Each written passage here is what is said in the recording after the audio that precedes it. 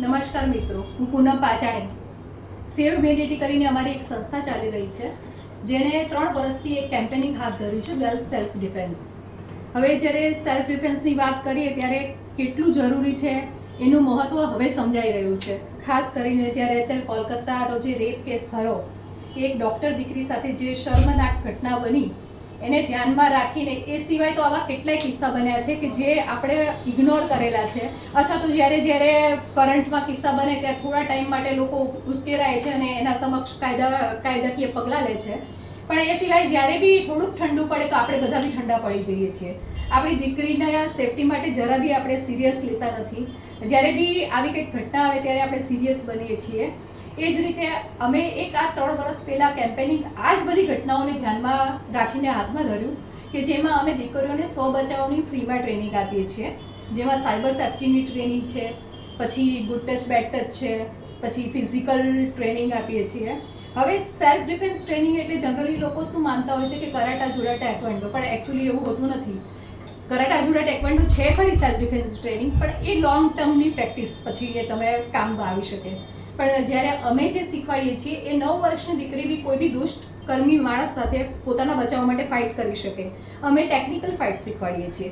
Technical ફાઇટમાં અમે કયા weapons એક દીકરી કે એક વર્કિંગ વુમન પોતાની જોડે રાખી શકે, નાની નાની વસ્તુઓ કે જે રૂટીન લાઈફમાં યુઝ કરતી હોય એને કઈ રીતે વેપન તરીકે વાપરી શકે, એને હથિયાર તરીકે સામેવાળા પર અટેક કરી શકે.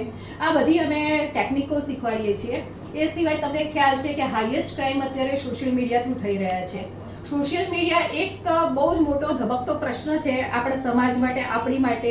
જેટલું ફાયદાકારક છે એનાથી વધારે નુકસાનકારક છે, ખાસ કરીને બાળકો અને મહિલાઓ અને બેન દીકરીઓ માટે. તમે જોઈ શકો છો કે એમાં લોકો ફેક આઈડીઝ બનાવીને અથવા સેક્સ્યુઅલ આઈડીઝ બનાવીને દીકરીઓને હેરાન કરે છે, ફસાવે છે. લવ જેહાદના હાઈએસ્ટ કિસ્સા તમે જોશો તો આ સોશિયલ મીડિયા થ્રુ જ બને છે. ઇન્સ્ટાગ્રામ, ફેસબુક, એની અંદર લોકોને કંઈ મર્યાદા જ નથી રહેતી કે કઈ રીતે વાતચીત કરવી, પોતાના પર્સનલ ડિટેલ્સ એકબીજા જોડે શેરિંગ કરવા, પર્સનલ પોસ્ટ મૂકવી, ક્યાંક ફરવા ગયા તો એની માહિતી આપવી, ઘરમાં એકલા હોય તોય માહિતી આપવામાં આવે છે અને ક્રાઇમને પોતે ઇન્વિટેશન આપે છે. તો આ બધી વસ્તુઓને ધ્યાનમાં રાખીને અમે એક સાયબર સેફ્ટીની બી ટ્રેનિંગ ચાલુ કરી. એ સિવાય તમે જોઈ શકો નાની નાની ફૂલ જેવી બાળકીઓ સાથે જે રેપની ઘટના બની રહી છે, એમાં ખાસ કરીને જોવામાં આવે તો નજીકના ઇર્દ ગિર્દના માણસો જ એમાં સંકળાયેલા હોય છે. જેમ કે નાની દીકરીના સગા સંબંધીઓ છે, કે પછી ફ્રેન્ડના પપ્પા છે, કે ફ્રેન્ડનો ભાઈ છે, પડોશી છે, સ્કૂલ ટીચર્સ છે, વેનવાળા છે, બસવાળા છે, જો વર્કિંગ વુમન હોય તો એના સ્ટાફ છે, બોસ છે. ઘણી બધી દીકરીઓ આવી શારીરિક માનસિક હેરેસમેન્ટથી પીડાઈ રહી હોય છે. એટલે આ સમક્ષ અમે પગલાં લેવા માટે સેલ્ફ ડિફેન્સની ટ્રેનિંગ સ્ટાર્ટ કરી, જે દરેક વ્યક્તિએ પોતાની દીકરીને કદાચ એક વખત ઓછું ભણાવશે અથવા તો બીજું કોઈ ફેશન મહોત્સવ ઓછું કરાવશે તો ચાલશે, પરંતુ આ ટ્રેનિંગ અપાવવી ખાસ જરૂરી છે. જેમ કે અત્યારે આ ઘટના પછી આજે અમે સ્પોર્ટ્સ હોસ્પિટલ આવ્યા છીએ કે જેમણે અમને આમંત્રણ આપ્યું અને એમના સ્ટાફ માટે એક આ ટ્રેનિંગનું સ્પેશિયલ અરેન્જમેન્ટ કર્યું. અને માત્ર એમના સ્ટાફ માટે નહીં, પરંતુ એમની ટોટલી બિલ્ડિંગમાં જેટલા બી ઇન્સ્ટિટ્યૂટ છે કે હોસ્પિટલ છે, બધાના સ્ટાફની વુમન્સ અને ગર્લ્સને ઇન્વોલ્વ કરી અને એમને આ ટ્રેનિંગનો લાભ અપાવ્યો. આ રીતે હું એક જ વસ્તુ કહેવા માંગુ છું કે જો આપણે બધા જાગી જઈએ અને સજાગ બનીએ તો આપણે દરેક હોસ્પિટલ છે, સ્કૂલ છે, ઇન્સ્ટિટ્યૂટ છે કે કોઈ બી જગ્યાએ વર્કિંગ, જેમ કે તમે જોશો તો હોસ્પિટલ્સમાં મેક્સિમમ ગર્લ્સ લેટ નાઇટ સુધી વર્ક કરતી હોય છે, નાઇટ ડ્યુટી કરતી હોય છે. એ સિવાય કોલ સેન્ટર્સમાં બી.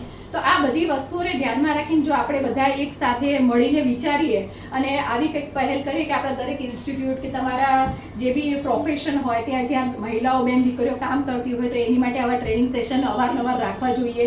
જો સ્કૂલ હોય તો સ્કૂલના સ્ટાફ અને જે સ્ટુડન્ટ્સ છે, ફિમેલ સ્ટુડન્ટ્સ, એમની માટે બી આવા અવારનવાર તમારે કાર્યક્રમો કે સેલ્ફ ડિફેન્સના પ્રોગ્રામ રાખવા જોઈએ, જેથી આપણે કોઈ ફૂલ નહીં તો ફૂલની પાંખડી એટલી મદદરૂપ થઈ શકીએ અને બેન દીકરીઓને સેફ કરી શકીએ અને આગળ આપણે એકને એક મળીને 11 થઈ શકીએ અને આવી ઘટનાઓ રોકી શકીએ અથવા ઓછી કરી શકીએ. આ વાત સાથે મારી વાતને વિરામ આપું છું. જય ભારત, જય હિન્દ.